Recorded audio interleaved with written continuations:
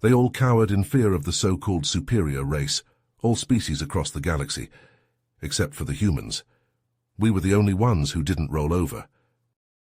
When the shuttle touched down and the doors hissed open, revealing an eerily empty spaceport, Brian Gray felt a sense of unease wash over him.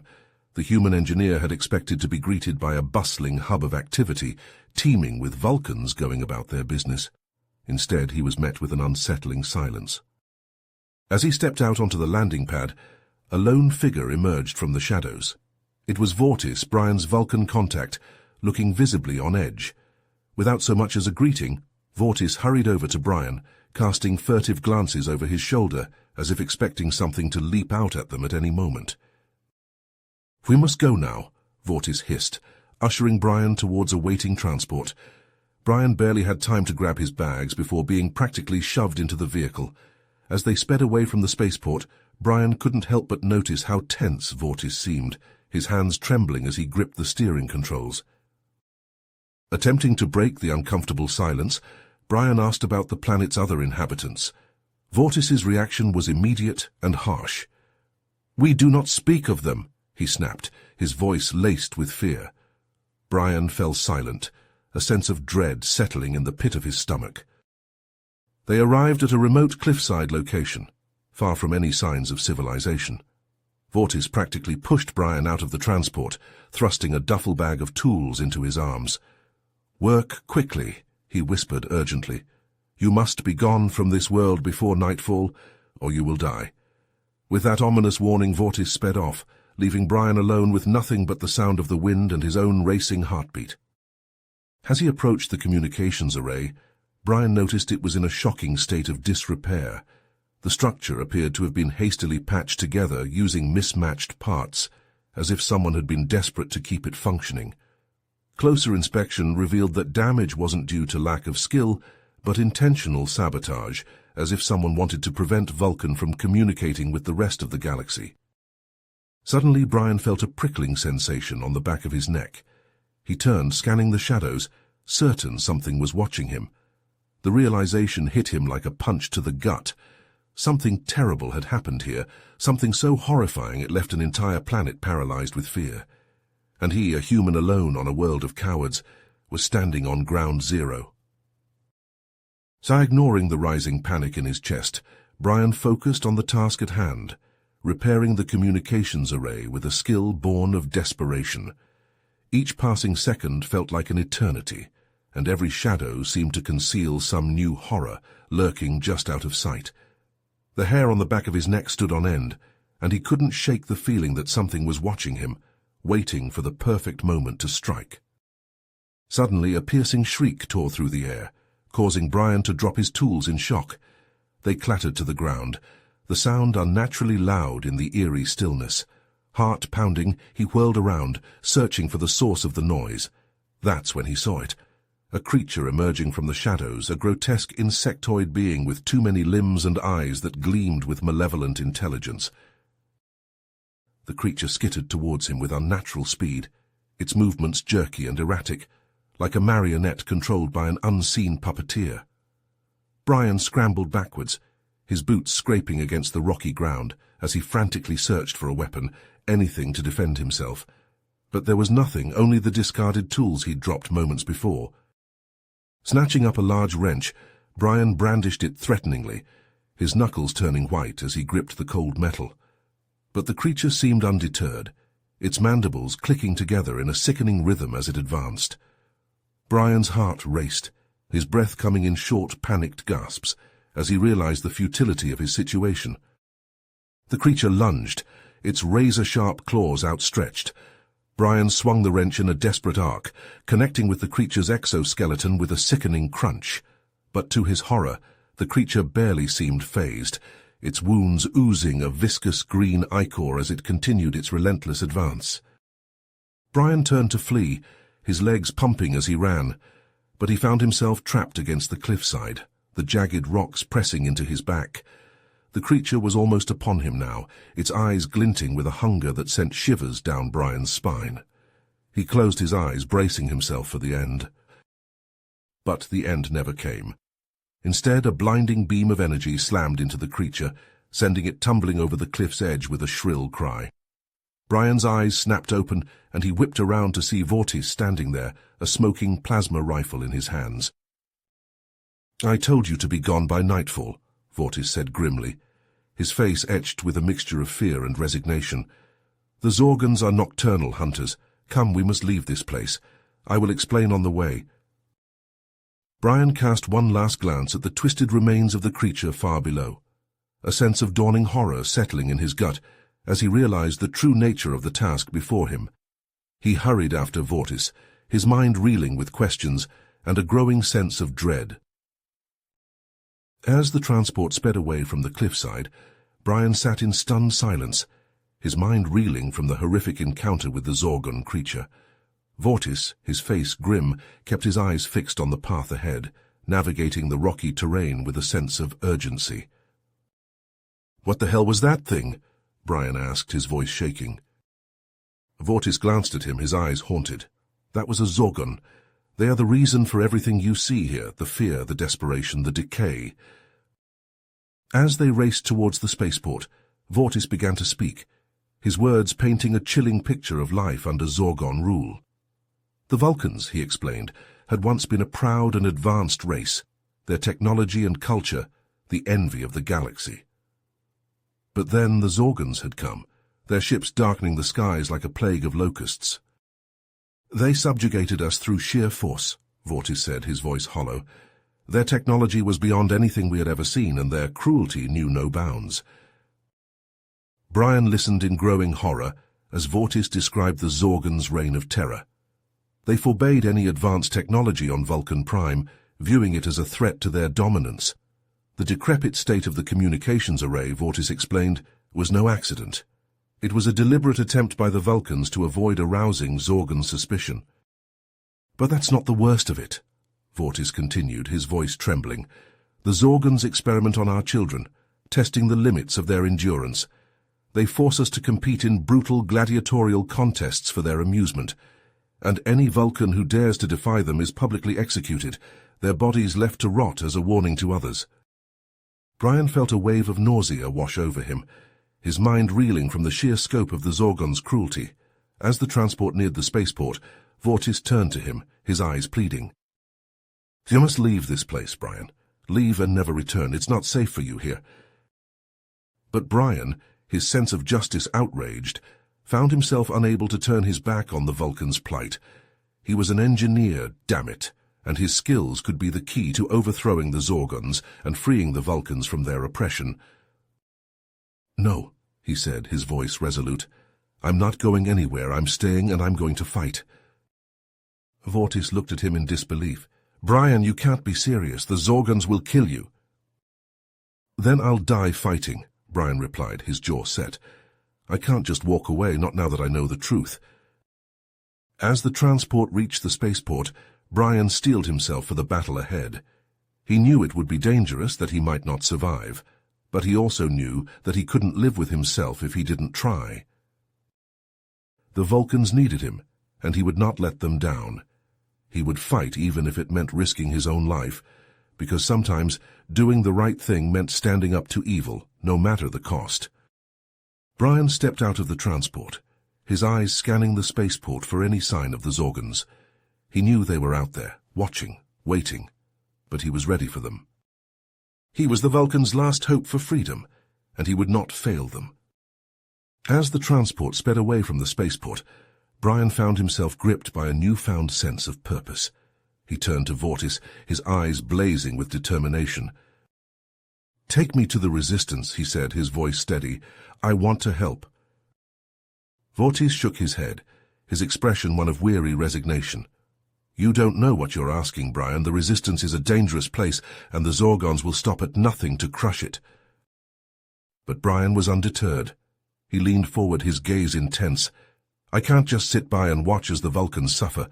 My skills as an engineer could make a real difference in this fight. Please, Vortis, let me help." Vortis hesitated, his eyes searching Brian's face. After a long moment he sighed, his shoulders slumping in defeat. "Very well, but you must understand the risks." The transport veered off the main road, plunging into a series of narrow, winding streets. Vortis navigated the maze with practiced ease, his eyes constantly scanning the shadows for any sign of Zorgon patrols. Finally, they arrived at a nondescript building, its walls pockmarked and crumbling. Vortis led Brian inside, down a series of dank, dimly lit corridors. The only illumination came from patches of bioluminescent fungi clinging to the walls, casting an eerie green glow over everything. As they delved deeper into the labyrinth, Brian couldn't shake the feeling that they were being watched. Every echoing footstep, every drip of water from the ceiling sent a fresh jolt of fear down his spine. He found himself constantly glancing over his shoulder, half expecting to see a Zorgon scout skittering out of the darkness. At last, they reached a heavy metal door, set into the wall at the end of a particularly narrow passage. Vortis knocked 3 times, paused, then knocked twice more. After a moment, the door swung open, revealing a small Spartan room beyond. Inside, a group of Vulcans huddled around a central table, poring over maps and schematics. At their head stood a tall, imposing figure, his face a map of scars and old wounds. He looked up as Vortis and Brian entered, his eyes narrowing in suspicion. "Who is this?" he demanded, his voice a low growl. Vortis stepped forward, his head bowed respectfully. "Zorn, this is Brian Gray. He is a human engineer and he wishes to join our cause." Zorn stalked forward, circling Brian like a predator sizing up its prey. "And why should we trust him? For all we know, he could be a Zorgon spy." Brian met Zorn's gaze unflinchingly. "I understand your suspicion, but I assure you my intentions are pure. I cannot stand idly by while your people suffer under the Zorgon's oppression. I believe my skills as an engineer could be invaluable in this fight. Please, give me a chance to prove myself." Zorn considered this for a long moment, his eyes boring into Brian's. Finally he nodded, a grudging respect in his expression. "Very well. But know that we will be watching you closely.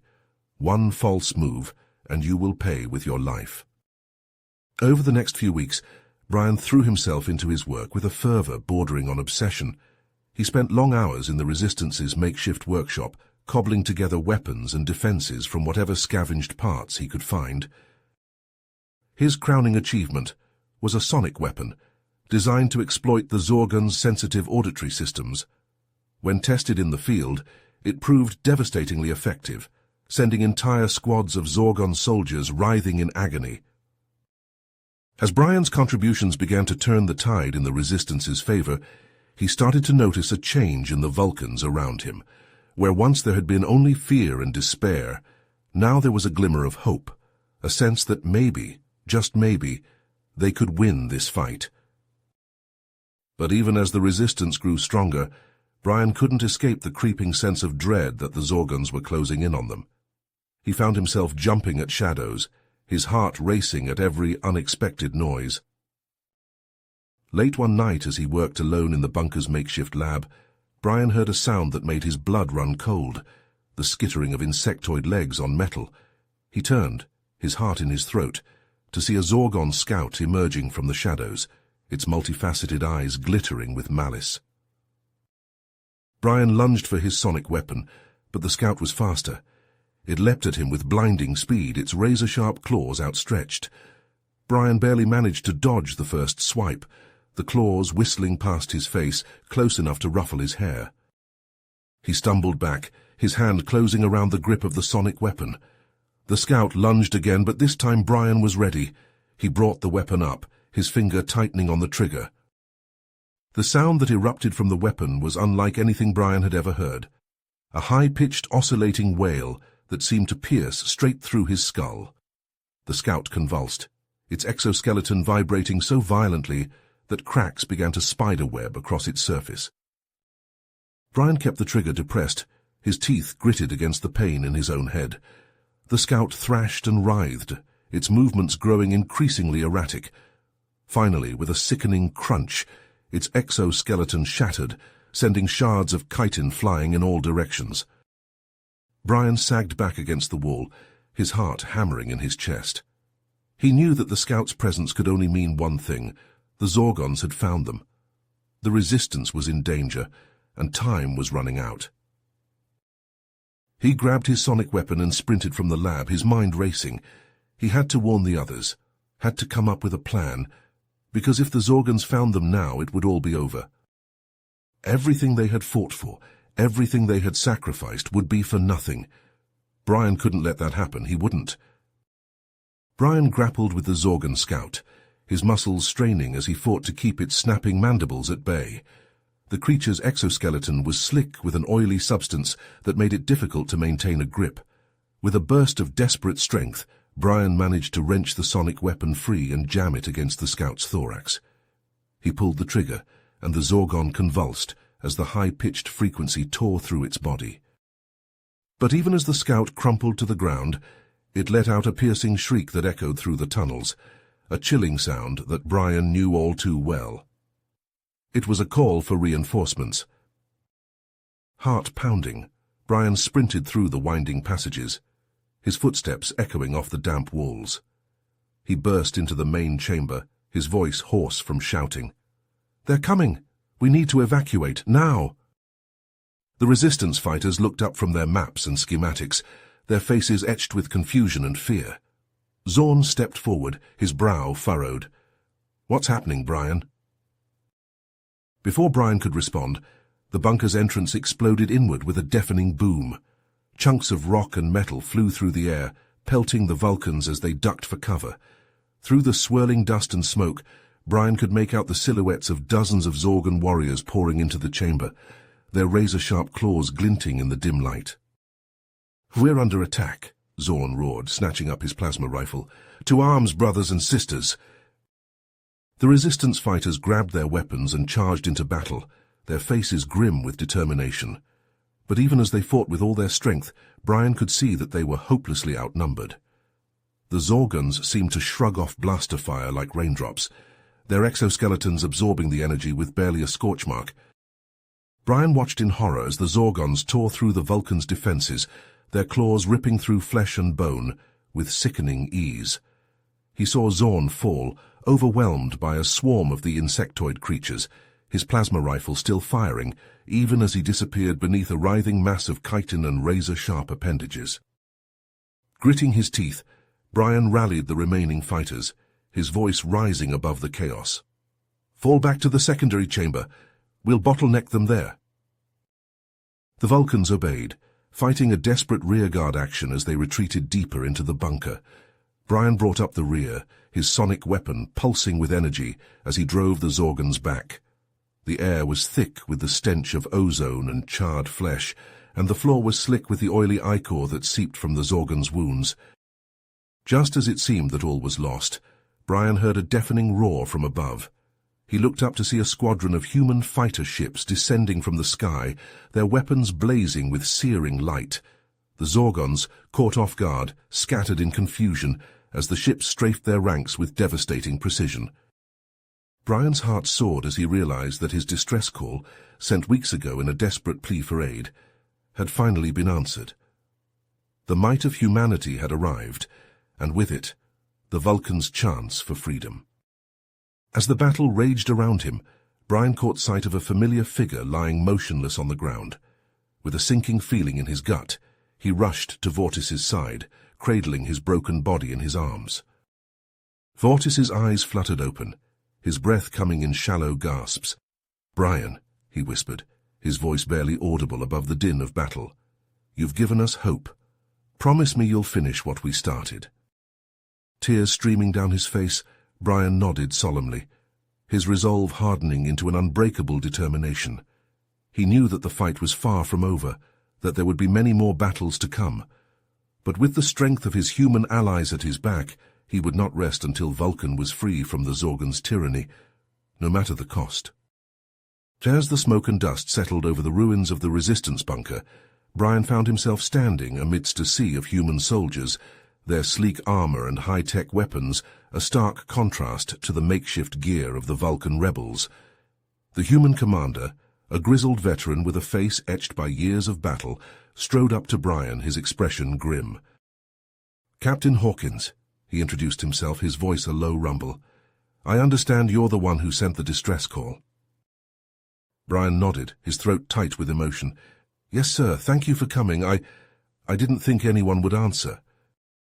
Hawkins' eyes softened slightly. "We've been monitoring the situation on Vulcan Prime for some time, but we were hesitant to intervene directly. Didn't want to risk provoking a full-scale war with the Zorgons." He paused, his gaze sweeping over the devastation around them. "But your message and the intel you provided about the Zorgons' weaknesses, it's given us the confidence we need to take action." Brian felt a flicker of hope ignite in his chest. "What do you have in mind?" Hawkins leaned in closer, his voice dropping to a conspiratorial whisper. "A coordinated strike against the Zorgons' main hive, deep beneath the surface. If we can take out the Queen, it could throw their whole hierarchy into disarray. Give the Vulcans a fighting chance." Brian's mind raced, the pieces falling into place. It was a daring plan, but it might just work. He thought of Vortis, of all the brave Vulcans who had given their lives in the fight for freedom. He couldn't let their sacrifices be in vain. "I'm in," he said, his voice steady with resolve. "I can lead a team into the hive. I know their technology, their weaknesses. I can get us to the Queen." Hawkins nodded, a glimmer of respect in his eyes. "Assemble your team, then. We'll provide support from the surface." Hours later, Brian found himself standing at the entrance to a dark, foreboding tunnel. A small group of hand-picked human and Vulcan commandos at his back. They were all seasoned fighters, their faces grim with determination. As they descended into the depths, the air grew thick and oppressive, the stench of decay and alien pheromones making Brian's stomach churn. The tunnel walls pulsed with a sickly bioluminescence, casting eerie shadows that seemed to writhe with a life of their own. Every step was an exercise in nerve-wracking tension, the knowledge that the Zorgons could attack from any direction at any moment, keeping them constantly on edge. The skittering of unseen claws on stone echoed through the darkness, a constant reminder of the horrors that lurked just out of sight. Suddenly the tunnel opened up into a vast cavernous chamber, the walls slick with a viscous, foul-smelling slime. In the center of the chamber, surrounded by a seething mass of chittering Zorgon drones, sat the Queen herself.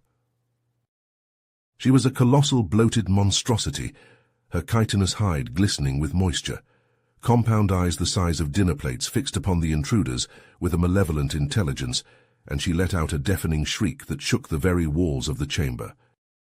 As one, the Zorgon drones surged forward, their razor-sharp claws and snapping mandibles eager to rend flesh from bone. Brian and his team took up defensive positions, their weapons spitting streams of searing plasma into the oncoming horde.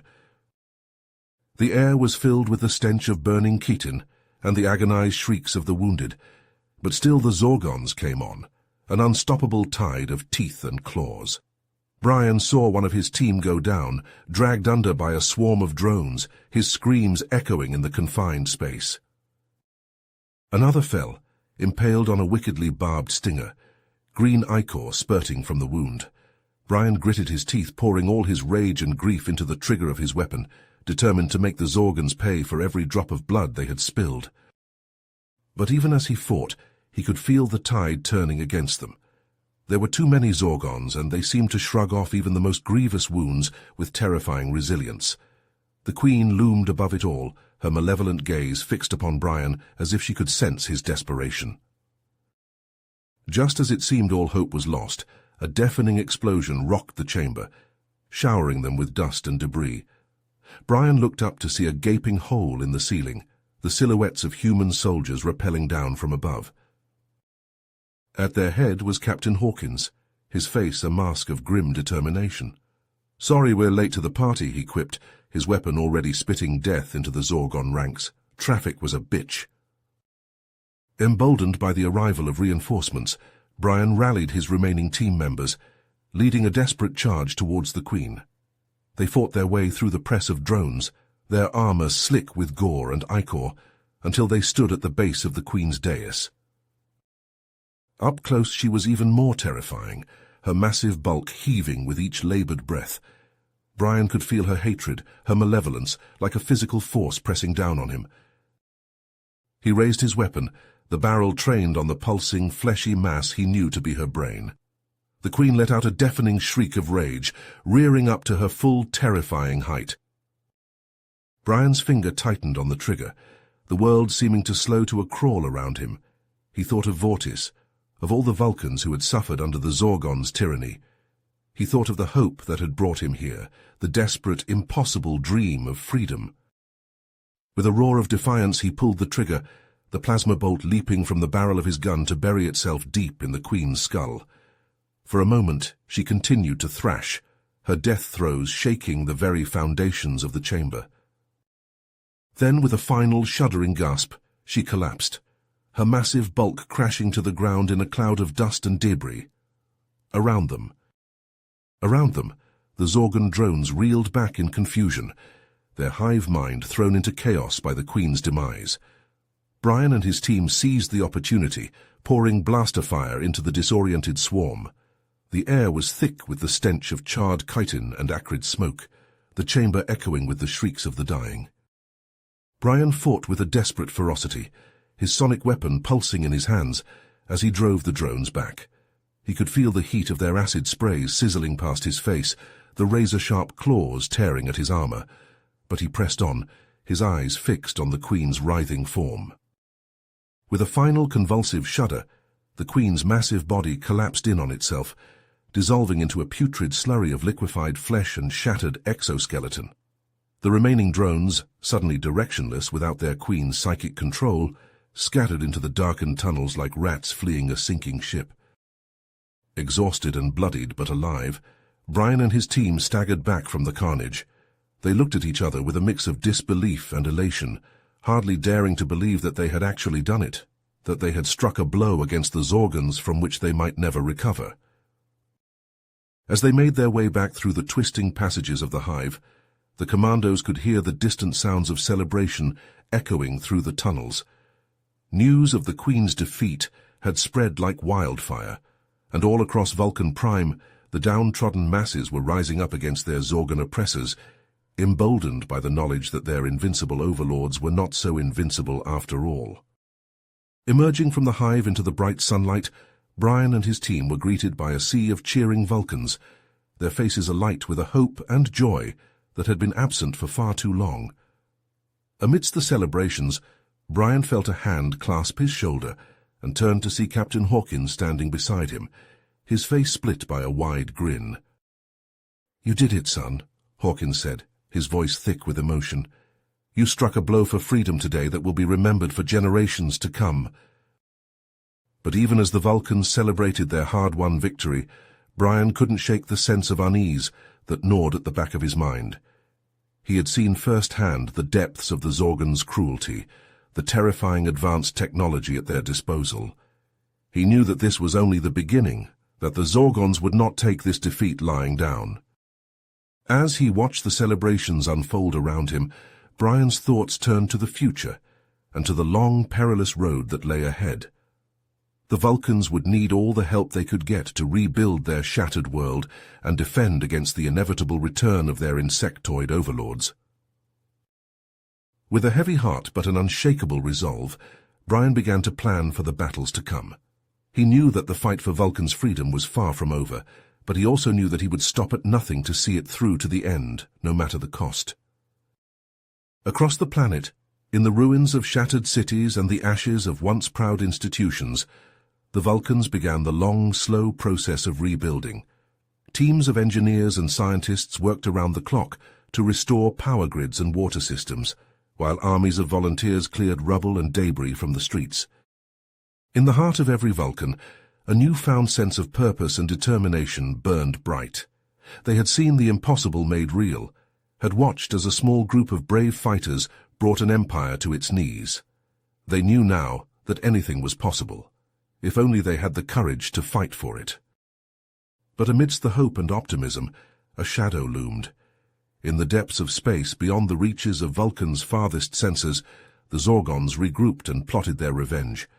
Their queen may have fallen, but their thirst for conquest and domination remained unquenched. On the bridge of his flagship, the Zorgon High Commander brooded over a holographic display of Vulcan Prime. his compound eyes glittering with malice. The loss of the Queen was a blow, to be sure, but it was far from a fatal one. The Zorgons had spent centuries perfecting the art of war, had crushed countless civilizations beneath their chitinous heels. They would not be undone by a handful of primitives and their pet human. On Vulcan, Brian stood on a balcony overlooking the capital city, his eyes scanning the horizon for any sign of trouble.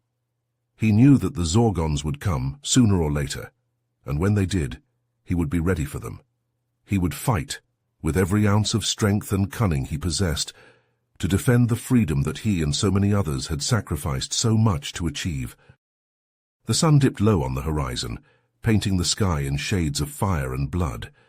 In the distance, the first stars of evening began to emerge, cold and distant and utterly indifferent to the struggles of those who gazed up at them. Brian took a deep breath, his hand tightening around the grip of his blaster. The road ahead would be long and hard, but he would walk it gladly, knowing that every step brought the Vulcans closer to a future free from the tyranny of the Zorgons. Beside him, a Vulcan child looked up at him with wide, trusting eyes. "What happens now?" she asked, her voice small and afraid. Brian looked down at her, his heart swelling with a fierce, protective love. "Now we fight," he said, his voice ringing with conviction.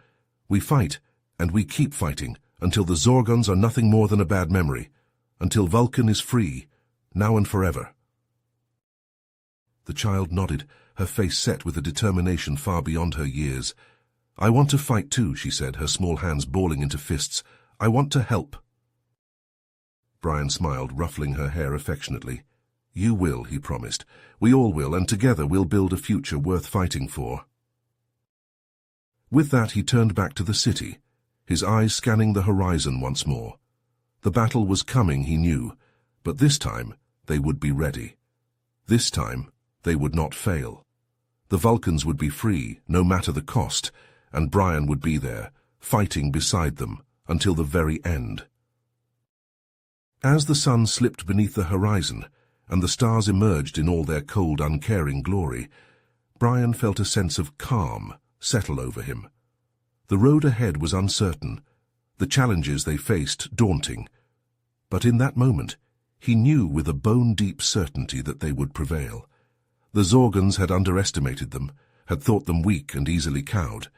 They were about to learn, to their eternal regret, just how wrong they had been. Brian turned to the assembled Vulcans, his voice ringing out across the gathering darkness. "The Zorgons think they've beaten us," he said, his words carried by the rising wind. "They think we're broken, that we'll simply lie down and accept our fate. But they're wrong. We're just getting started, and when we're done, the Zorgons will rue the day they ever set foot on Vulcan soil." A cheer went up from the crowd, a sound of defiance and determination that echoed through the night. The fight was far from over, but in that moment, under the light of alien stars and in the face of overwhelming odds, the Vulcans stood tall and unafraid, ready to face whatever challenges the future might bring. And with Brian at their side, leading the charge, they knew that victory was not just possible, it was inevitable. The Zorgons had awoken a sleeping giant, and now there would be no rest, no respite, until the job was done. The war for Vulcan's soul had begun, and Brian and his allies would not stop until it was won once and for all. In the days following the Queen's demise, an eerie calm settled over Vulcan Prime. The constant skittering of Zorgon claws and the echoing shrieks that once filled the air had fallen silent, replaced by a stillness that felt almost unnatural. Yet beneath the veneer of tranquility, a sense of urgency thrummed through the Vulcan resistance. Brian, his face still bearing the scars of the final battle, wasted no time in mobilizing the Vulcans to fortify their defenses. He led a team of engineers, their skills honed by years of scavenging and improvisation under Zorgon rule, in constructing a network of early warning systems around the perimeter of the major population centers. Salvaged Zorgon technology was repurposed and integrated into the defensive barriers, the once oppressive tools of the invaders now turned against them.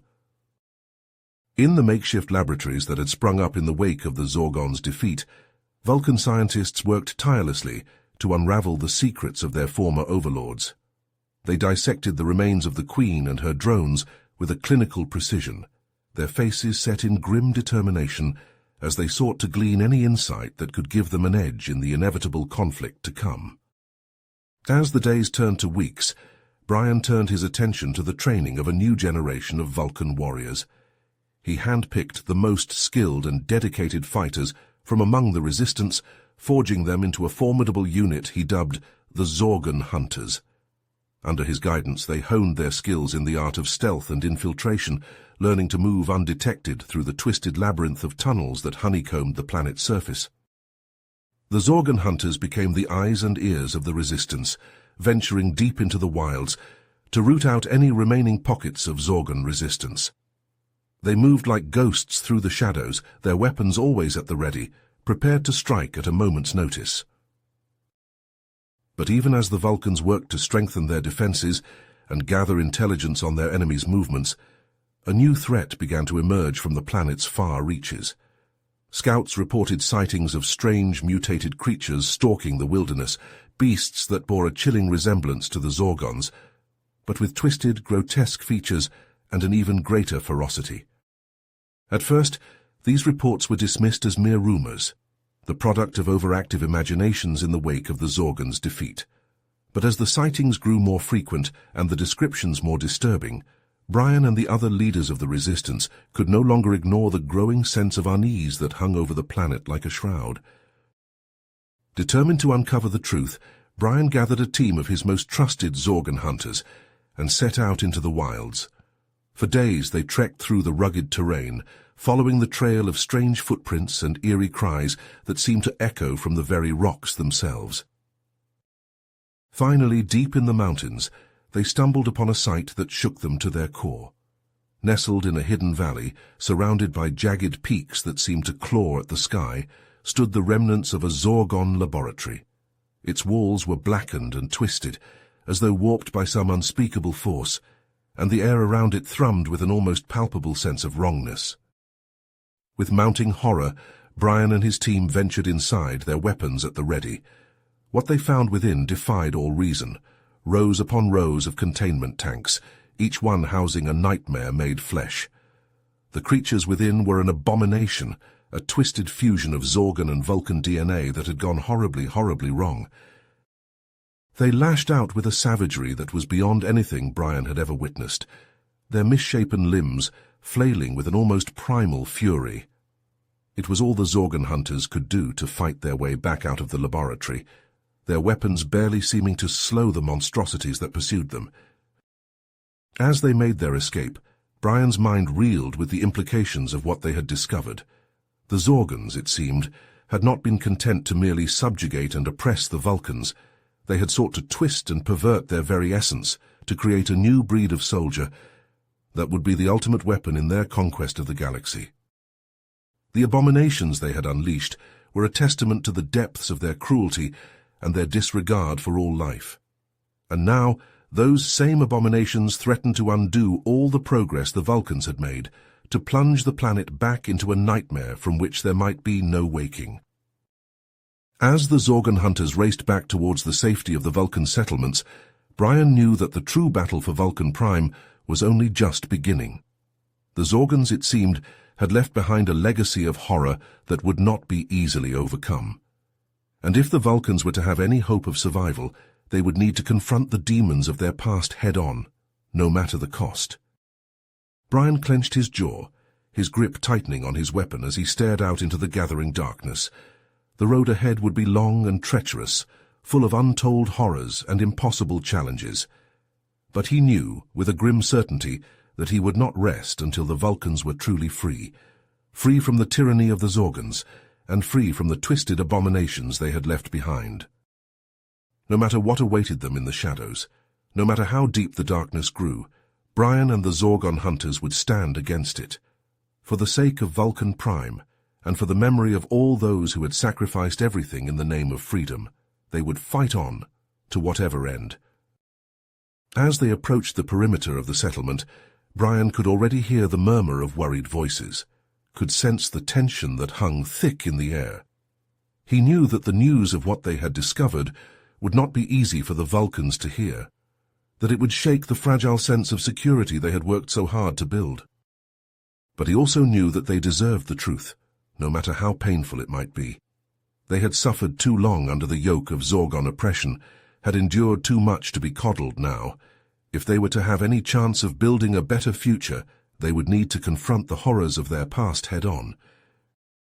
As he stepped through the gates, flanked by his team of grim-faced Zorgon hunters, Brian could feel the weight of 1,000 eyes upon him. He took a deep breath, steeling himself for the task ahead. "My friends," he began, his voice ringing out across the gathered crowd, "I bring grave news from the wilds. The Zorgons, it seems, have left behind a legacy of horror that threatens to undo all that we have fought for." He paused, letting his words sink in, watching as the faces around him paled with a dawning realization. "In the mountains, we discovered a hidden laboratory, where the Zorgons had been conducting twisted experiments, seeking to merge our DNA with their own. The abominations they created."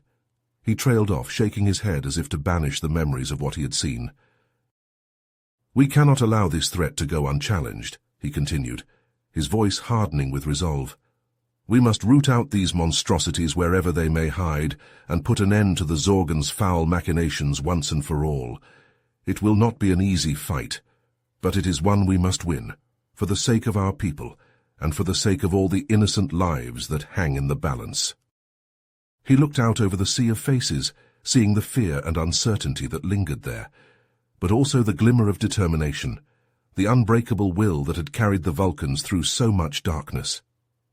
"Together, we will face this darkness," he said, his voice ringing with conviction. "Together we will build a future worth fighting for, and together we will show the galaxy that the spirit of Vulcan Prime will never be broken, not by the Zorgons, not by their abominations, and not by anything that dares to stand in our way."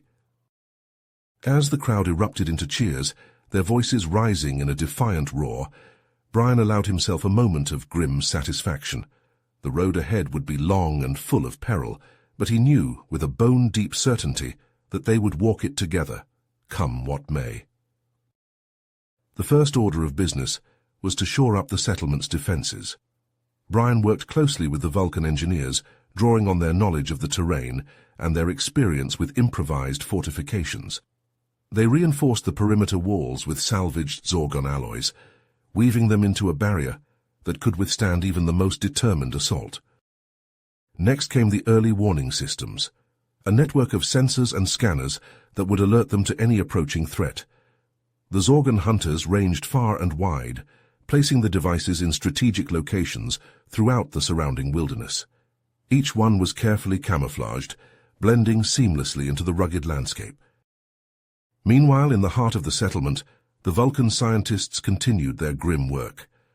They pored over the data they had collected from the Queen's remains, seeking any weakness or vulnerability that could be exploited. And in the training yards, a new generation of warriors took up arms, their faces set with a fierce determination as they honed their skills under Brian's watchful eye. As the days turned to weeks, a sense of purpose took hold among the Vulcans. They moved with a renewed sense of urgency, driven by the knowledge that their survival depended on their ability to adapt and evolve in the face of this new threat. But even as they worked to fortify their defenses, the reports from the wilds grew more and more disturbing.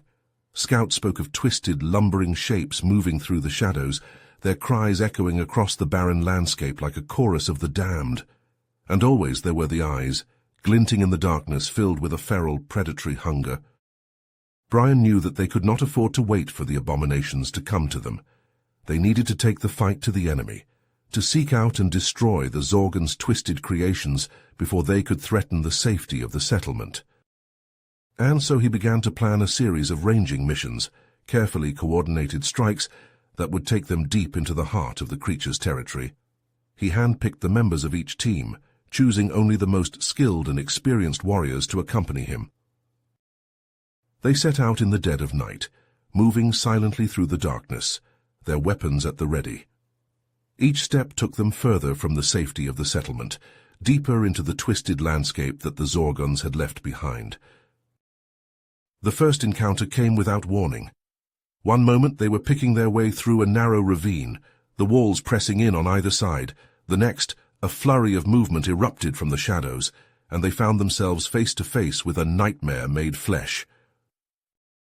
The creature was a grotesque fusion of Zorgon and Vulcan, its body a mass of writhing, misshapen limbs and pulsing exposed organs. It lashed out with a speed and ferocity that defied belief, its claws raking through armor and flesh with terrifying ease. Brian and his team fought back with everything they had, their weapons flashing in the darkness as they sought to bring the abomination down. But even as they poured fire into its twisted form, the creature seemed to shrug off the damage, its wounds sealing almost as quickly as they were inflicted. It was only through sheer force of will and a desperate last-ditch effort that they were able to bring the creature down, its body finally crumpling to the ground in a twitching heap. But even as they stood over its carcass, panting with exertion and adrenaline, Brian knew that this was only the beginning. Over the next few days, they encountered more and more of the abominations, each one more twisted and horrifying than the last.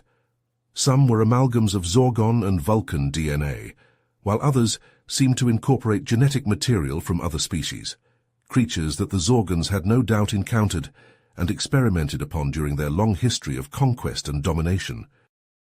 Each battle was a desperate struggle for survival, a test of skill and endurance that pushed Brian and his team to their limits. They fought in cramped tunnels and on windswept mountainsides, in fetid swamps, and in the ruins of long-abandoned Zorgon outposts. And always, the abominations came at them with a relentless, almost mindless ferocity, as if driven by some primal imperative to destroy and consume. Brian could see the toll it was taking on his warriors, the haunted look in their eyes and the tremor in their hands as they clutched their weapons. But still they pressed on, driven by the knowledge that they could not afford to fail. The fate of their people, and perhaps the fate of the entire galaxy, rested on their shoulders. Brian and his team raced back to the capital, their hearts hammering in their chests as they pushed their vehicles to the limit. The knowledge of the Zorgon-Vulcan hybrid's existence weighed heavily on their minds, a chilling reality that threatened to undo all they had fought for. As they approached the city, the first signs of chaos greeted them. Panicked civilians streamed out of the gates, their faces etched with terror. Screams and the sound of distant explosions echoed through the streets. Brian and the Zorgon hunters leaped from their vehicles, weapons at the ready. They fought their way through the throngs of fleeing Vulcans, their eyes scanning the shadows for any sign of the hybrids. "They're here," Krell, one of the hunters, growled, his voice tight with fear. "The hybrids, they've infiltrated the city." Brian felt a chill run down his spine. How could the creatures have moved so quickly, so silently? As they pressed deeper into the city, the answer became all too clear. The hybrids had used the sewers and maintenance tunnels to move unseen, bypassing the city's defenses with terrifying ease. They emerged from the shadows like nightmares made flesh, their twisted forms a grotesque fusion of Zorgon and Vulcan. Brian and his team fought with a desperate ferocity, their weapons spitting streams of plasma into the oncoming horde. But the hybrids seemed to anticipate their every move, their attacks coordinated with a hive-mind efficiency that left the defenders reeling. "Fall back!" Brian shouted, his voice hoarse from the smoke and the screams. "To the citadel!" They fought a running battle through the streets, the hybrids nipping at their heels like the bloody hounds of hell. Brian saw his comrades fall one by one, their bodies torn and broken by the creature's savage claws. At last they reached the citadel, the last bastion of Vulcan resistance. The leaders had barricaded themselves inside, a final, desperate attempt to survive the onslaught. But even the citadel's walls could not hold back the tide of hybrids. They swarmed over the battlements like a chittering wave, their claws finding the gaps in the defenders' armor with chilling precision. Brian and a handful of survivors fought their way to the communications center, a last desperate gambit, to call for aid from the human fleet above. But when they burst through the doors, their hearts sank. The equipment lay in ruins, smashed and useless, and standing amid the wreckage, a figure Brian had once called friend. "Zolan?" Brian whispered, his voice barely audible over the sounds of battle below. "What have you done?" The Vulcan turned, and Brian recoiled in horror. Zolan's face was a twisted mask, his features warped and distorted by the Zorgon's foul experiments. His eyes glittered with a feral, alien intelligence. "What I have done," Zolan hissed, his voice a sibilant rasp, "is what needed to be done. The Zorgons offered us a chance at true power, at ascension, and I took it." Brian shook his head, his grip tightening on his weapon. "You betrayed us," he snarled. "You betrayed your people." Zolan laughed, a sound like the skittering of claws on stone. "My people? The Vulcans are weak, Brian, they always have been. The Zorgons will grind them beneath their heel, as is their right, and I will be there, at their side, as the vanguard of a new order." With a roar of rage, Brian lunged at the traitor, and they clashed in a whirlwind of blades and blood. They fought atop the citadel's spire, the battle raging below them like a distant storm. Zolan was strong, his body enhanced by the Zorgon's twisted science. But Brian was fueled by a righteous fury, a determination to see justice done, no matter the cost. In a final desperate gambit, Brian seized Zolan by the throat and hurled him from the spire. The traitor's scream echoed as he plummeted, ending with a sickening crunch on the stones far below. Brian staggered back, his breath coming in ragged gasps. But even as he savored this small victory, he heard a sound that chilled him to his core. As the skittering mass of hybrids surged towards Brian and the remaining survivors atop the citadel's spire, a deafening roar shook the sky. Brian looked up to see the silhouettes of human fighter ships descending through the clouds, their weapons spitting lances of searing light. The hybrids, caught out in the open, writhed and contorted as the human weapons found their mark. Dozens of the twisted abominations were vaporized in an instant, their misshapen bodies consumed by blinding flashes of superheated plasma. Brian seized the momentary reprieve, rallying the exhausted survivors around him. "We need to move now, head for the extraction point." They fought their way down the crumbling spire, blaster fire and debris raining down around them. The once proud streets of the Vulcan capital were now a nightmarish hellscape, the mangled bodies of hybrids and Vulcans alike strewn across the rubble-choked thoroughfares. As they battled through the ruins, Brian witnessed scenes that would forever be seared into his memory. Vulcans, their minds and bodies warped by the Zorgon's foul genetic tampering, attacked their own kind with a savagery that defied comprehension. A former comrade, his face now a snarling mask of alien rage, lunged at Brian from the shadows. Brian pulled the trigger, his heart wrenching as the Vulcan crumpled, the light fading from his once familiar eyes. The extraction point loomed ahead, a small clearing amidst the rubble where a human dropship waited, its engines idling. But as they approached, a pack of hybrids ambushed them, their razor-sharp claws and lightning-fast reflexes cutting through the survivors with terrifying ease. One by one, Brian's companions fell, their blood staining the rubble-strewn ground. In a final, desperate push, Brian and a handful of others broke through the hybrid lines, sprinting for the waiting dropship. They scrambled aboard, the hatch slamming shut behind them as the engines roared to life. As the dropship lifted off, climbing rapidly into the smoke-choked sky, Brian stared out the viewport, his eyes widening in horror. Below, a seething mass of hybrids poured out of the ruins of the city.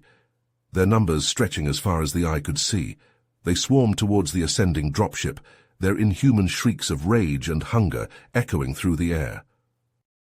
Brian slumped against the bulkhead, his breath coming in ragged gasps. He knew with a sinking certainty that this was only the beginning. The Zorgons would not rest until every trace of humanity and its allies had been scoured from the galaxy.